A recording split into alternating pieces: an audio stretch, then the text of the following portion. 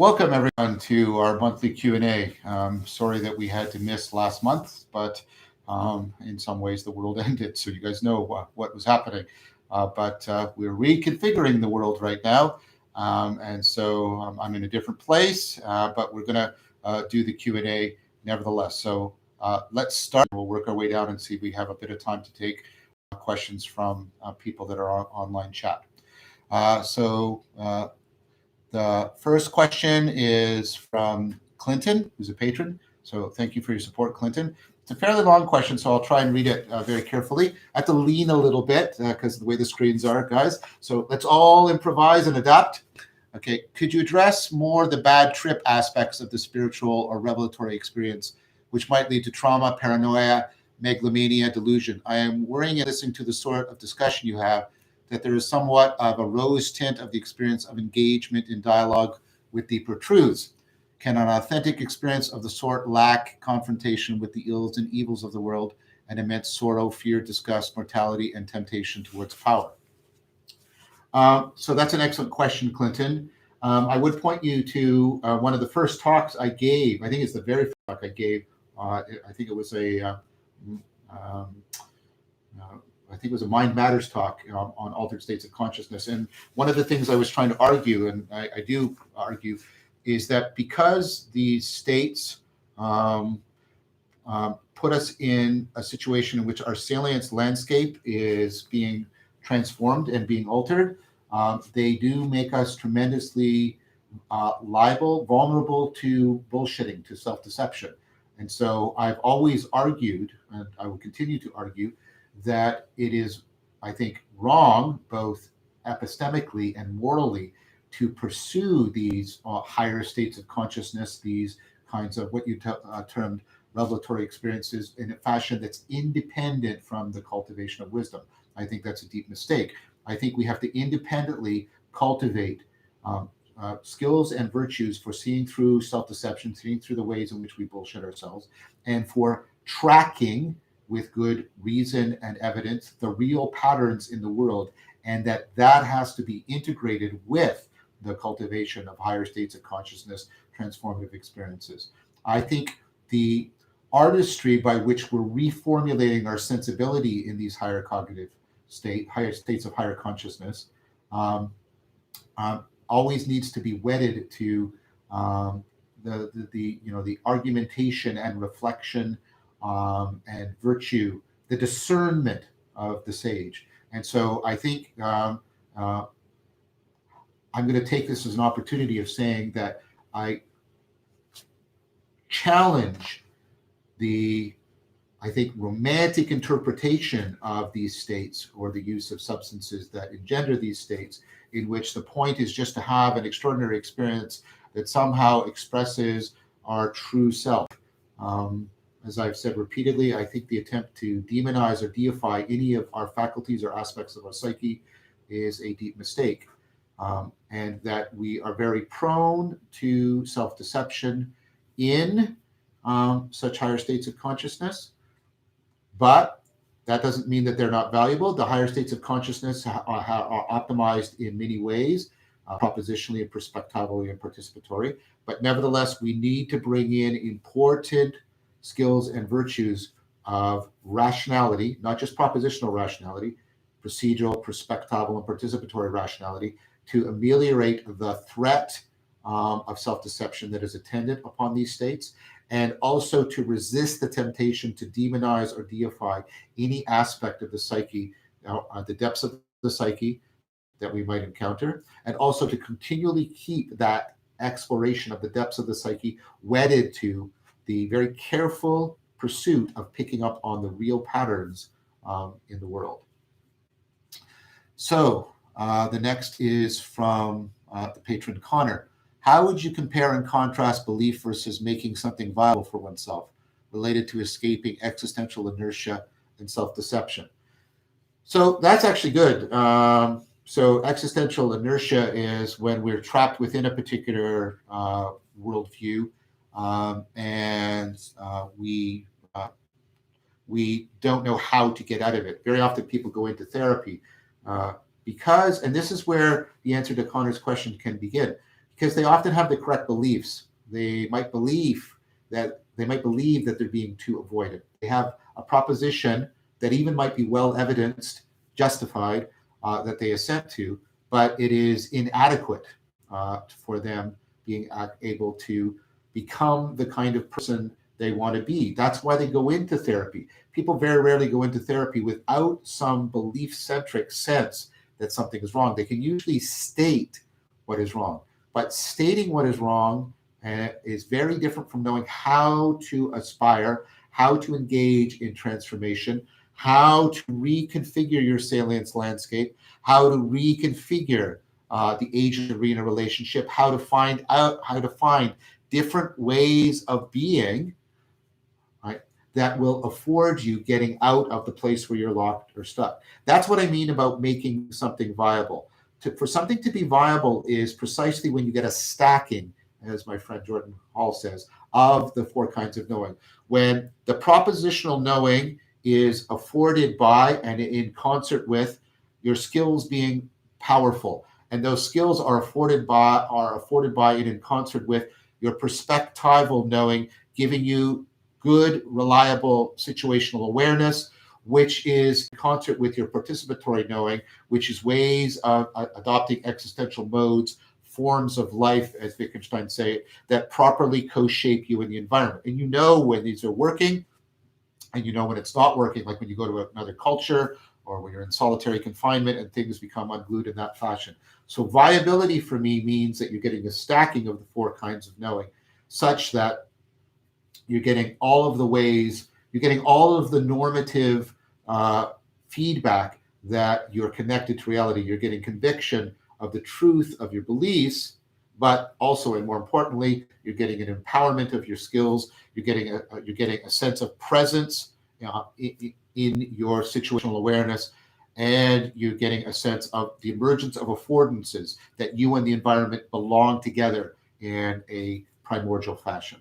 So that's how I would answer that question. I hope that was helpful, Connor. Mackenzie Levitt, patron. I always like getting questions from Mackenzie. I hope you're doing well, Mackenzie. What role do you see your Dialogos discussion as playing in the current meeting, Kairos, Renaissance? So that's a really good question. And what I'm trying to do is afford a way of accessing and activating and accelerating collective intelligence so that it self-organizes, so it bootstraps up into collective rationality and collective wisdom, so that the cultivation of individual wisdom and collective wisdom are in concert and mutually affording, reciprocally opening each other up. And I think that is very important because it's only at the level of collective wisdom that we will appropriately learn how to relate to our intelligibility, regain our intimacy with intelligibility, our meaning making, and also get the wisdom to properly select, vet, coordinate ecologies of practices that are going to be needed to reconfigure our ways of being, our ways of seeing, and our ways of being. So I think the Dialogos, especially when it's doing both of these, because that's what the meta psychotechnology, using Jordan Hall's term, of ancient dialectic did. It coordinated the individual cultivation of wisdom and the collective cultivation of wisdom in a reciprocally open fashion, and gave people the serious play, the taste of alternative ways of being. This is the place within Dialogos where we can cultivate the individual and collective wisdom, like I say, in reciprocal opening, that also gives us a taste of a different way of being, a way of being that might help to reformulate our culture in general. And as I like to point out, this is not some utopic fantasy. Socrates was doing this in Athens while it was under siege for an extended period of time, and in which people are there had been a plague, a literal plague, and that had killed many of the Athenians and even Pericles, the leader. So Socrates was in a situation very much like ours, and he was practicing, well, I don't want to be pretentious here, I'm trying to emulate practicing something that bridges between what he was doing and all the emerging dialogical practices I see, like I said, stuck circling, etc., bridge between them so that we can do what he did. He helped create a taste for new ways of being and afford the cultivation of wisdom within those new ways of being that permeated out through Greek culture and through Roman culture and laid in important ways the foundation for an axial way of being that then went into Christianity, etc. Was it perfect? Was it flawless? No. But did it enliven, enrich, and expand the field of human experience in a profound way that was needed with the changes that were happening in the world? I would argue that it did. So I think that is what I'm aspiring to. Of course, with the help of many brilliant and talented people like Jordan Hall, Guy Sandstock, Peter Lindbergh, right? Christopher Mastropietro, my beloved friend. So another question from Sergey, who's also a patron. The question about meditation that concerns me for a long time is, how do I know that I'm doing it right, or rather than deluding myself? It seems that if I'm doing it wrong, it probably will just improve my skill of self-delusion rather than presence and mindfulness. So this is an important question. One thing I would ask, this question comes up a lot, and so I'm not trying to pick on Sergey, I would ask people that ask this question that what they then need to do is ask this question existentially. Like, right? So how do you know that you're in relationship with being in your everyday life? How do you know that you're in right relationship with yourself in your everyday life? Right? And so I think you should have a comprehensive and integrated questioning. And that's part of my answer. There's nothing really in the meditation per se that will tell you if you're doing it right. I can give you phenomenological tips. This is the language of training to help you get to a place. But that's different from what you're asking. You're asking for, yes, but what justifies this being the right way? So I use the example often that in meditating, you're stepping back and looking at your mind rather than automatically looking through it. But because you might notice distortions on the lenses, distorting patterns, right, of processing in your mind. But how do you know that was a distortion? There's something on the lens, but how do you know? Well, this is what you have to do. You also have to practice putting on your glasses and looking out and seeing if you see things new. The meditation is working if not you're getting insight so much in the meditation, but if you're starting to have moments of connectedness, realization, insight in your life that solve problems, right, that reduce conflict, that afford a sense of connectedness to yourself and others. But more important than your judgment about whether or not, right, your behavior is changing is the judgment of other people. And don't go seeking it. If people come to you and say, because this is what I've noticed and other people have reported, if people come to you and say, hey, what's different about you? You're a little bit more flexible. You're a little bit more balanced. There's a little bit more equanimity. You feel a little bit more centered. That's how you know. And you also do the reverse. When you're out in the world and you're really connected, or you're really in a state of flow, or you've had a genuine insight that solved a real problem, what does that feel like? What does that feel like? And use that as a touchstone when you're within your meditation. What does that feel like? So you're trying to create this loop, this self-correcting loop between, right, is what's happening in my meditation and my contemplation transforming my action in the world in a way that can be called realization, and are other people noticing that? And do those realizations reliably feed back into my meditation and help me hone in on what I'm trying to achieve in the practice? That's the loop by which you decide if you're doing it correctly. So I'm doing this because I'm not putting it in quotations. What I'm doing is saying that you have to sort of take that provisionally, because it's going to get better. It's like when you're trying to do a martial art, when you're trying to learn a move. The Tai Chi classics talk about drawing a circle with your free hand. You draw it really crappily, right? And then you look at real circles and you go back and forth.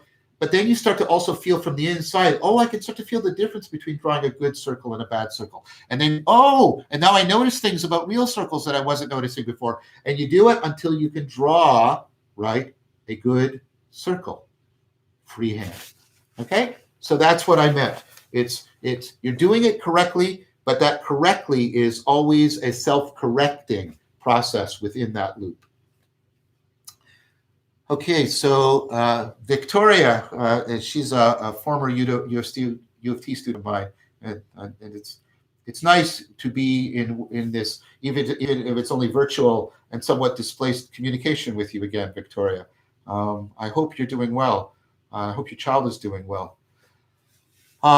Is one of the rules of meditative questing, especially who am I, the dissolution of fixed identity? If so, could you please elaborate on that?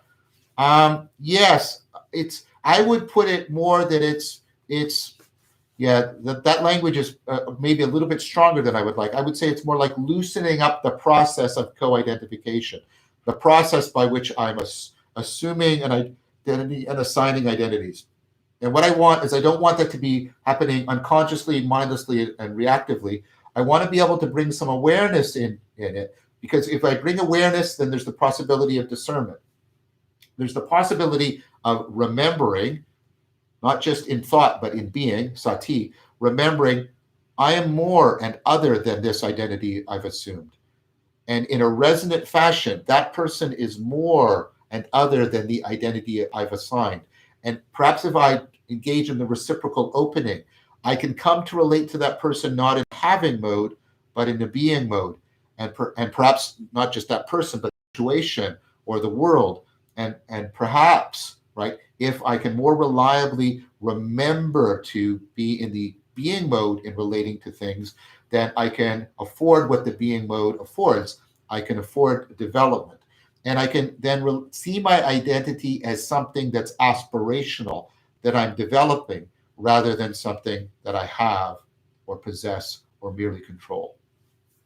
This is very much Socrates' proposal to us. Christopher Moore, in his book on Socrates and self-knowledge, in fact, makes the argument that Socrates was offering the model of the aspirational self in place of, the sort of common sense or romantic sense of the self as what we have within us that's constant and static and is sort of unchanging. So the next question is from Dan, patron. Excellent. Some of the conversations I have with Dan are sort of mind expanding. I really admire the flexibility, the scope, and the dynamic quality of Dan's thinking. His question is, what role, if any, do you think that hubris and nemesis are playing in the present unfolding of the meta crisis? I think it's important to, first of all, to bring that up. And I want to first, and this came up in a really excellent discussion, and there was good back and forth between Rafe Kelly and I on this, about, that we've tended to do a couple things. So Zach Stein is making a very good argument that in the crisis that we're in, and Jordan Hall has talked about this, and so have I, we're tend to falling back on mythopoetic ways of thinking. Why? We fall back on mythopoetic because mythopoetic thought is imaginal, it's symbolic, it's gestural. It's a way of trying to stack all of the kinds of knowing. So it has this great vertical integration. Mythopoetic patterns are also ones that have survived across the most cultural contexts. They're perennial patterns in that way. And so they're the most likely to be transferable to our current context. So they have great vertical and horizontal integration. But that doesn't mean the mythopoetic stuff doesn't come up without danger.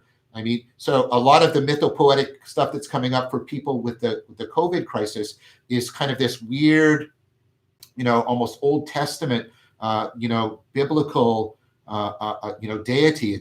It's ubiquitous, right? Threat, and it's invisible, and it can strike us without notice, and it causes us to all mistrust each other, and it's demanding tremendous purity codes from us. And this can get us into a kind of thinking in which conspiracy and scapegoating and trying to, deal with the impure can come to mind. So the mythopoetic stuff comes up, and the meaning crisis has left us in a place where we're sadly lacking in in a religious sapiential education for how to properly relate to the imaginal and make use of it. And so that's an issue. And so this mythopoetic stuff can come up, and it can be incredibly inflationary for us.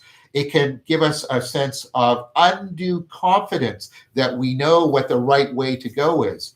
And so while we shouldn't try and shut off the mythopoetic, that's also the wrong response, because it's coming up precisely because of its adaptive functionality. We have to bring a reflective rationality to bear on it. And what does that mean? That means that in addition, think about, and this is, and that goes back to the point I was making with Rafe Kelly. Our culture has become really fascinated with the hero. And as Rafe Kelly pointed out, I've misunderstood this a bit because he thinks the hero archetype in our culture has been reduced to the warrior. And what we have is all of the yang of the hero and none of the yin, none of the receptivity. And so, first of all, there's that way in which we're warping it. And you can think about how the warrior archetype is so in sync with that kind of us versus them and the purity code and conquest and control, right? So there's that confusion. And secondly, we've forgotten that, yes, the Greeks gave us hero myths, Theseus and Odysseus, but for every hero myth, they also give us a hubris myth. They give us Icarus, and they give us Phaeton, and they give us Arachne, people who tried to conquer the domain of the gods, inflation, and were smashed because of that. And we got to remember the hubris side of our mythological education to counterbalance the temptations towards inflation and a almost militaristic response. And I'm worried about the combination of this biblical language and days of judgment and this way of thinking, right? And the fact that we're more and more calling it plague, right? And also the militaristic language of we're in a war and we have to fight it and conquer it, and we have to find out, and the rise of all the conspiratorial thinking. So again, we have to be very, very careful, right, with the mythopoetic stuff that comes up. And so we have to re-educate ourselves in terms of the ecology of the systematic relationship between myths and how they try to give us a virtual governor. The hero myth, right? It enables us, it encourages us, but the hubris myths, they're a selective constraint limiting us so that we don't become inflationary. We don't give in to militaristic, conspiratorial, purity code narratives. So I think all of this is tremendously important. And the fact that many of us, right, are sort of religiously illiterate, and also we're illiterate because of the way our culture has functioned about dealing with this mythopoetic machinery, that's a worrying thing. And so I'm worried that what's going to follow on the heels, for example, of the COVID crisis is a sort of an accelerated mental health crisis. The meaning crisis is being exacerbated in many ways by this. So I think we need to be, I think that was an excellent question by Dan. I think we need to bring back the dynamic self-organizing ecology of mythology, of entire systems of myth, and use that in discussion with our best philosophical reflection and scientific understanding, so that we craft a virtual engine in which that mythopoetic way of thinking and being can come to an adaptive expression. So another question from David Swedlow, a patron, and I'm always grateful for a lot of the commentary and involvement that David has in my work. David's question is the following: my contemplative work centers on how propositional trust differs from participatory trust, and moves from a thesis of obeying external authority through the antithesis of listening to inner authority towards a synthesis of mutual authority between me and my arena. In participatory knowing, this feels like the God that is not a God, but the temptation to give in to grandiosity becomes intense. you have a similar personal struggle as you strive to be of service to this collective moment? Can you talk about that? Wow, that is a fantastic question. It's fantastic because let's sort of work the way into it. So David is, the God that's not a God, or the God that's beyond God. This is Tillich.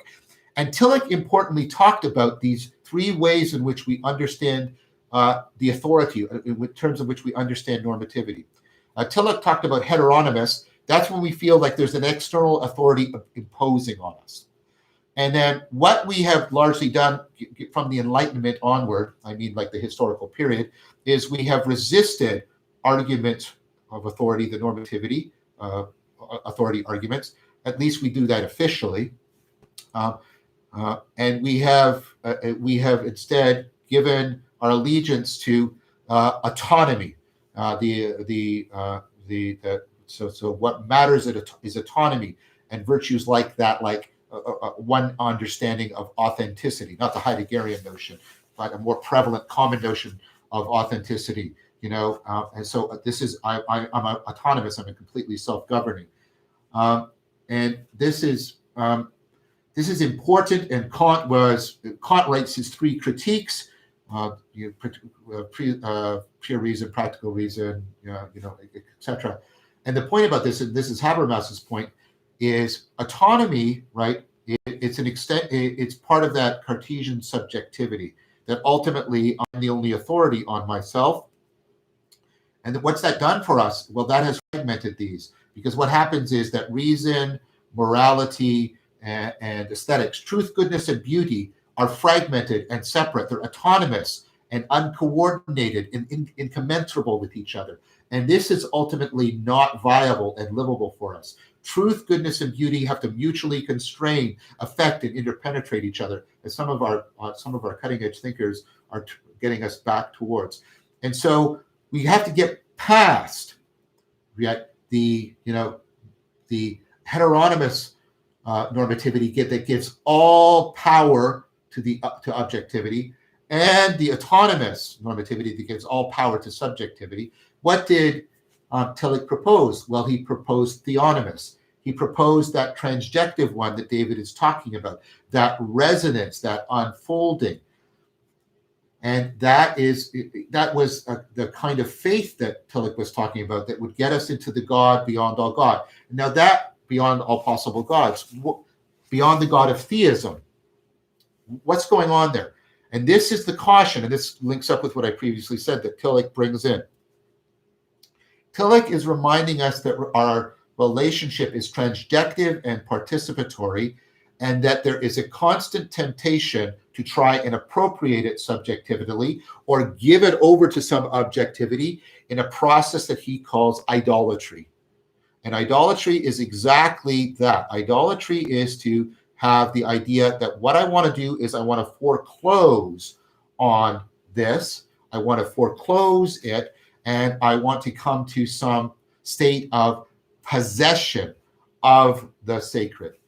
And in my practice, what I regularly and reliably do is I engage in practices that are designed to foreground the participation and foreground the transjectivity and call me to the fact that, and Kelvin said this, human imagination is a factory for the ongoing production of idols. We are constantly tempted to idolatry. And so I daily remind myself that I make a vow.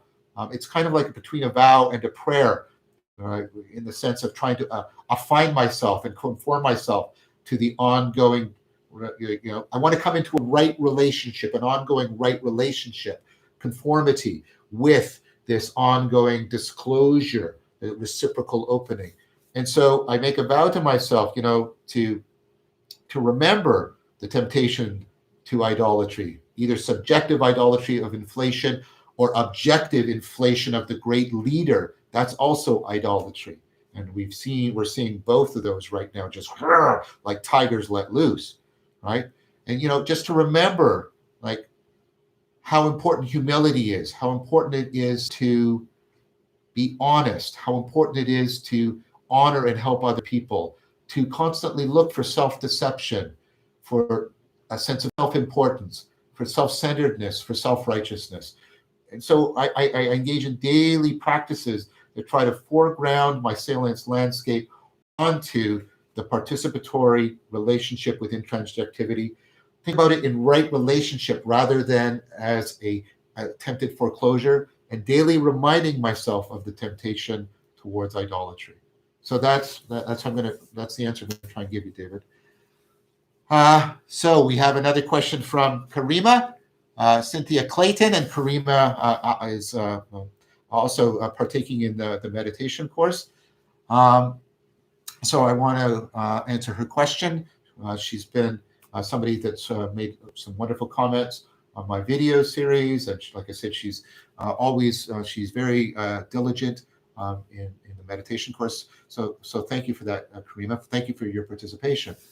Her question is a rather long one. I feel that this pandemic is an evolutionary driver. Global crises forge change and offer opportunity for a paradigm shift to tell a new story of who we are and our goals for humanity. In your recent talk with Thomas Bjorkman, Thomas Bjorkman he's the person from whom I learned this idea of the meta crisis. You define the future state as not physical, but a state of being, of mental and emotional mastery, leading to personal enlightenment and universal goodwill. You spoke of the notion of trust, daring to let go with a collective leap of faith and opening a space for an emerging collective imaginary. Please define collective imaginary and other aspects of the new reality we can help to birth. Giving birth, that's also a Socratic metaphor. Socrates compared himself to a midwife. And remember that the word concept ultimately comes from the verb conceive, which ultimately means the ability to give birth. Ultimately, our deepest conceptions should be giving birth to new ways of being, and in which personhood and the community of personhood is afforded and improved. So, I was talking to Thomas and Jordan about this, and also with Chris and with Andrew Sweeney and Zachary Stein, who's written some excellent work on how we're in a critical period, a period of criticality, where the system can really organize itself, and I'm calling it a kairos, where normally the course of events is like a river, and it has this sort of an inertial inevitability to it, and there's very little we can do. But what happens, and this is also a notion that Tillich got from Christianity, that I got from Tillich, when you get a kairos, you get the fullness of time. That course actually, let's say, we'll play with it, it erodes or changes the bank of the river. It's like the course changes the conditions, and now there's eddies, and there's a chance, right, that the course of the river could change. And now actions that normally would have been just absorbed and overwhelmed by the inertial flow, actions, this is called sensitive dependence on initial conditions, actions now become very powerful in the sense that previously what would have been a smaller, insignificant action can have huge ramifying effects. and so what we need is a kind of way of relating to kairos time differently from our normal experience of time. And I'm going to use the distinction from Pascal. Pascal made a distinction between the spirit of geometry and a spirit of finesse. The spirit of geometry that's how we have normally experienced time. It's it's mathematical, it's calculatable. We can project what's going, we can calculate. Time is unfolding. It's the spirit of geometry. But when you're in kairos, you have to move to what Pascal called the spirit of finesse. Now, finesse, and notice how this makes sense with respect to kairos. The spirit of finesse is that combination of procedural and perspectival and even participatory knowing. That's it's about timing and placing. Because when you're in the kairos, the timing and the placing of your actions can have huge consequences. And so you need to have that cultivated sense of finesse. And so if you have that cultivated sense of finesse, that puts you into a continuity of contact so that you're in right relationship to the course of events, and you can with your actions have that discernment, the right timing and the right placement. So think about an example I sometimes use. Like if you like, when is the right moment to first kiss someone? And the spirit of geometry won't work for you. You've got to be in the situation, what Nora Bateson calls the warm data. You have to be immersed in, you have to have a procedural and perspectival and participatory immersion in the complexities of the dynamical system that it's unfolding. And you have to reconfigure yourself. You have to become yourself an unfolding dynamical system so you can affine yourself, so you can come into resonance with that. And so now is the right moment, and the timing and the placement. And if you discern it right, if you are coupled to the course of events in the right way, and you kiss her in the right way at the right time, the course of events of your relationships change, and something comes, a new way of being comes in to being for the two of you. The same thing. That's what I'm trying to get at with the sense of faith. I'm trying to get that sense that you're in the spirit of finesse, and you're getting that resonant, right? Resonant coupling to the dynamical system. You yourself are a dynamical system in conformity with it. And you are getting a sense of timing and placement so that you can maintain that continuity. You can be in right relationship with it, so you can follow and participate and help direct the course.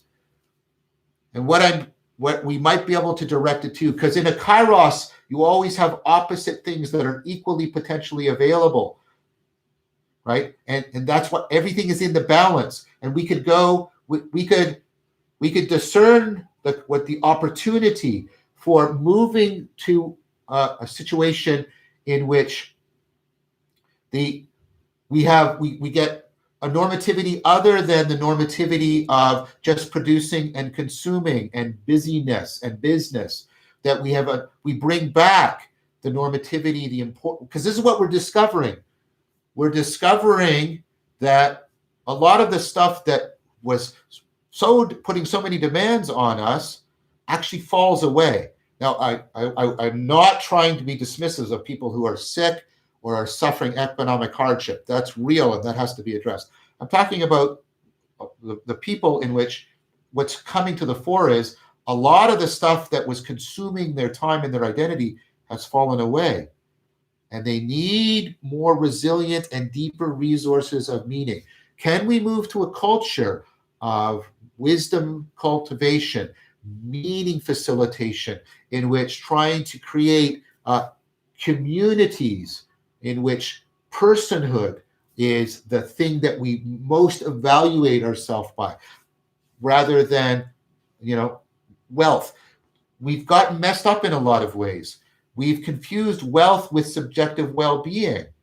Wealth is initially very powerful of increased subjective well-being. It gets you out of poverty, and you get subjective well-being, that sense of it's good, I feel good. But then it plateaus, and it takes huge differences in wealth to make small differences in subjective well-being. So we shouldn't be using wealth as our only metric of subjective well-being. And secondly, we shouldn't be confusing subjective well-being with meaning in life. They aren't identical. They come apart. They come apart when you're engaged in the agapic project of having a child. When you have a child, your subjective well-being collapses.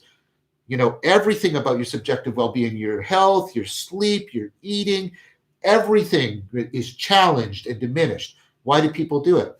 Because meaning in life goes up. They feel connected to the project of meaning making that is person making. We need to reorient our culture so that meaning making and person making have as much a normative demand on us as the production of wealth. I'll say it once again. I'm not a Marxist. I'm not saying that wealth is evil. I'm saying let's go back to being rational about wealth. Let's really understand its relationship to happiness, and then reconfigure our culture more appropriately. I am willing, and I have already enacted this, I'm willing, and I know a lot of people are, I'm willing to take a systemic reduction in my standard of living. We're all doing it right now.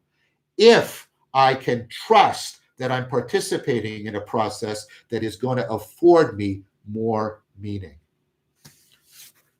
So I want to try and cultivate in myself and help cultivate in others that kind of faith, not the assertion of some utopic certainty or some nostalgic certainty, but that finesse, that continuity of contact that puts me into right relationship with the unfolding dynamics of the kairos, so that I can help tip the balance towards bringing back a way of being in which wisdom and meaning are at least as important culturally, not individually, autodidactically, but culturally to us as wealth is. That's part of what I see happening. I know that Thomas argues this. Thomas has argued that what has happened through the Enlightenment and the postmodern critique is that the Enlightenment basically undermined the normativity of God, and then the postmodernism sort of undermined the normativity of science and reason. But what happened is that the market was left as the sole normativity, the sole God for us. And that's a very dangerous place to be. We should always have multiple sources of normativity that can act as significant checks and balances on us. So that was a long answer, but I think that was a really important question. And I tried to answer it as comprehensively as I can. Here's a question from Rob, who's also a patron. Is the world doing good problem formulation on the COVID epidemic, or in what way could we be framing this better? It's hard to answer about the world because there's significant differences between different countries. I'm a Canadian, and I see there's significant differences between how Canada has been handling this, and, for example, how the United States has been handling it. And that's not just my opinion. I've been in communication with lots of Americans, and they're sort of saying that there are significant differences, and I think that's so. Answering about the world as a whole is difficult. One thing I would say about that is I think the problem formulation needs to be more expansive, and I've tried to indicate how we're still locked into the political market arena as our only normativity, our only way of evaluating this. And even if we take the notion of health, the notion of health should not just be biological health or economic health. The notion of health has to be also existential health and mental health. And I think that already existential and mental health issues, and if you'll allow me, spiritual issues that weave them together, these are already taking a significant toll on people. Loneliness, experience of domicide, like I said, a sense of being almost in a surreal existence. Lots of people are using that adjective now. Everything feels surreal. That's a canary in the coal mine. Pay attention to that. That's important. I think we need to start broadening what we mean by health, because if I think we're facing, a mental health / existential / spiritual crisis of tsunamic proportions, and it's already starting to unfold. And we need to think about what kind of interventions we need to put in place to respond to that. So I want to thank the Patreon subscribers and everyone watching right now. It's always really great. I love these questions and answers. And, and many of you, sent questions we have to put aside for maybe another time. I try to usually only answer one question per patron because we're trying to get as many questions answered as possible. Your support, the patron support, of course, is crucial to continuing to produce these videos and for supporting the science that I'm engaging in, and also the practical instruction, like my meditation course that I'm offering online, to help find solutions and viable responses to the meaning crisis. We're going to shift to some live questions from the chat. One is from David Cardell. What is your take on this statement? We should abandon all religion altogether and replace it with the very useful field of philosophy. So in one way, I agree with that, and in another way, I disagree with that. And so that sounds terrifically Canadian, eh? So let me try.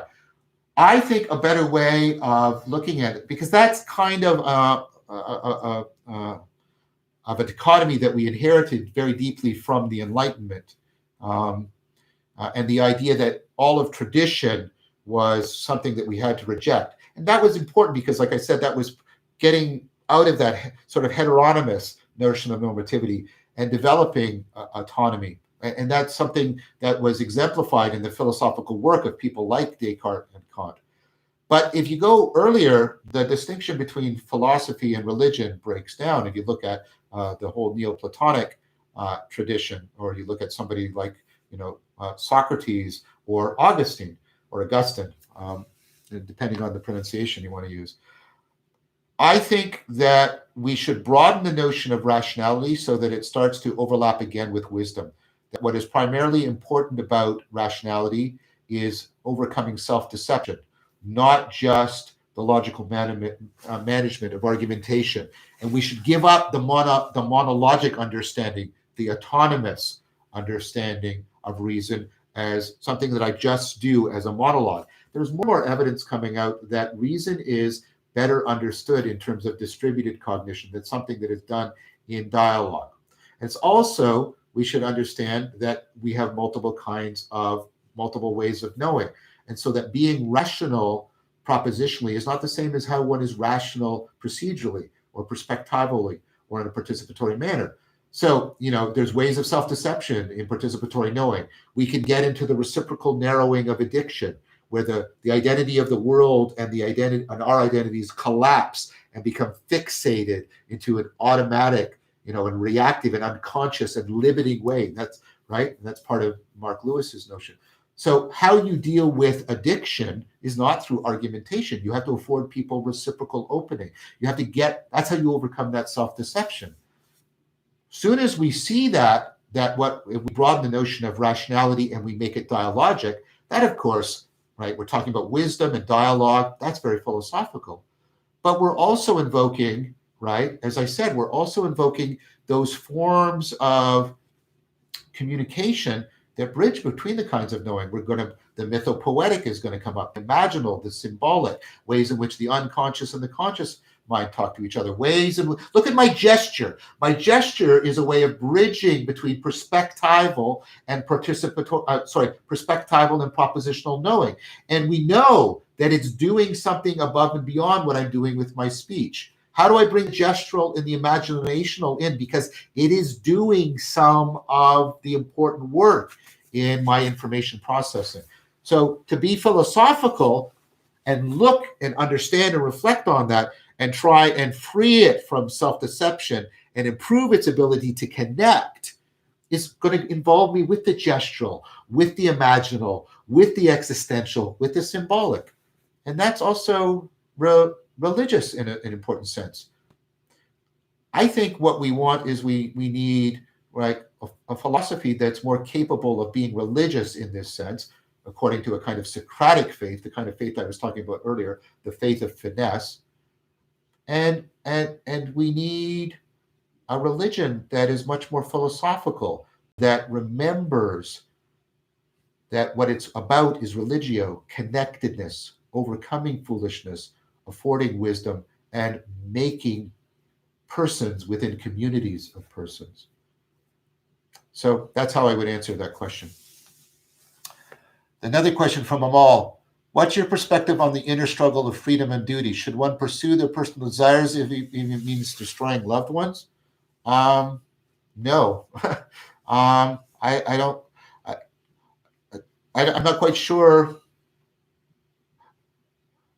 I think I get a sense. I don't think Amal is referring to just somebody who's viciously selfish. I think he's talking about, some of the wisdom archetypes, the sage archetypes like Jesus, who said, if you're not willing to abandon your mother and your father, you can't follow me. Or I think of Siddhartha Gautama, who abandons his wife and child in order to become the Buddha. And this, and then you get into the dangerous territory. And I'm always uncomfortable, when you move into Kierkegaard's the teleological suspension of the ethical. So I don't think, first of all, I don't think you should pursue personal desires at the expense of others.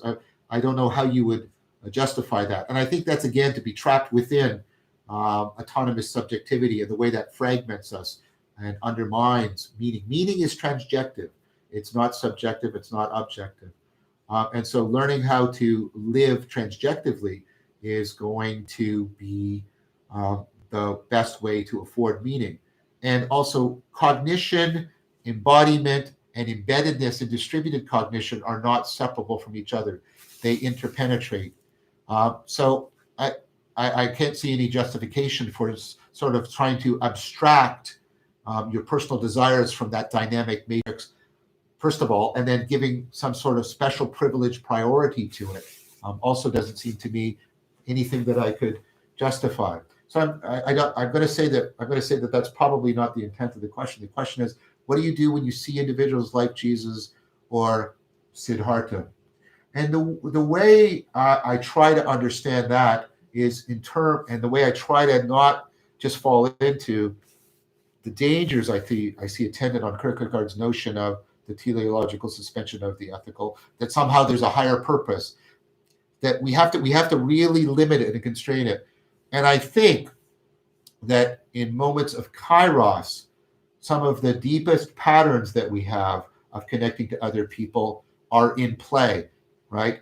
And what's going to happen is those people are saying that their affinity and their connection to the logos of the kairos, of how it's unfolding and self-organizing and making a new way of being possible, needs to be given priority at this time, precisely because we're in kairos. And there's an important way in which the field of human experience and being can be fundamentally expanded and enriched for many, many people.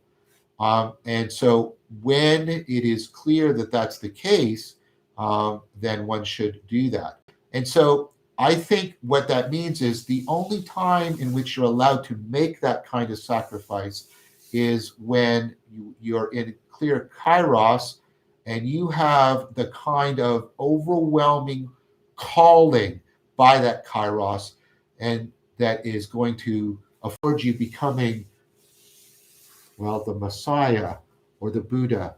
And since that's highly unlikely for most of us, I would say that calling better be really, really powerful, and it better be leading to a progression that is reliably being recognized by other people as opening up a new way of being that is the appropriate course of action in the kairos.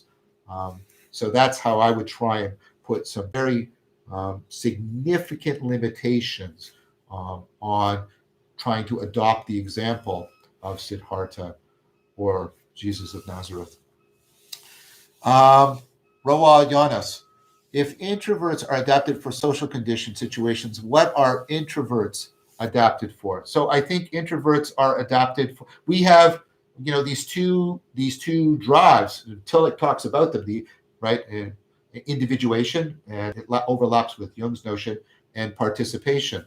And what is it we're most trying to do in individuation? It's not, the romantic notion of, realizing our true self that was always there, or collecting our autobiographical specialness.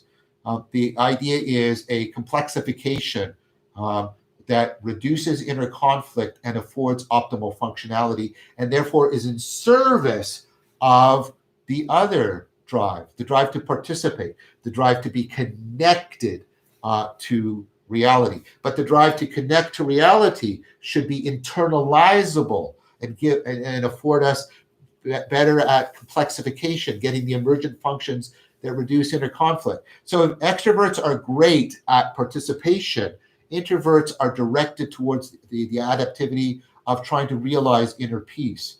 Of course, what we want is an optimal relationship between them, which is why probably in evolutionary terms, we tend to get a distribution in our population between introverts and extroverts, so that we have lived reminders of the importance of the connectedness to the world and to each others, and lived reminders of the importance of the connectedness we have to ourselves and inner peace. So this is a question from Nicholas Ingram from Twitter. Is it possible to turn a thou into an it by expecting thou to be a thing that transforms you? If so, how can you tell if you're doing this? So this goes directly towards the heart of what I was saying earlier. You turn a thou into an it when you make it an idol as opposed to a symbol. When you start looking at it and trying to figure out what are the ways in which I can manipulate it and control it, right? At it and trying to figure out what are the ways in which I can manipulate it and control it, right? So that I can come into full possession of it. Instead, if you can, right, and that's a having mode and it locks it down. Instead, you have to always relate to something, to relate to something as a thou. And I think this is one of the deep insights of Neoplatonic Christianity, Eastern Orthodox Christianity, to relate to something as a thou. And what's the name of the guy who wrote God Beyond Being? Oh, I can't remember his name right now. Anyways, that's a book that he talks about this at great length, the distinction between the icon and the idol. In the idol, you sort of completely consume something with your gaze and you completely appropriate it. In the icon, you're always looking through it. You're relating to it in a being mode, and you're trying to open yourself up to it so it can open itself up more. Sorry for using itself language, really, right? So that it can thou self it more, so the inexhaustibleness of the thou can shine through more and more. This is how you relate to your beloved, or how you relate to a work of art, or how you relate to a beautiful environment.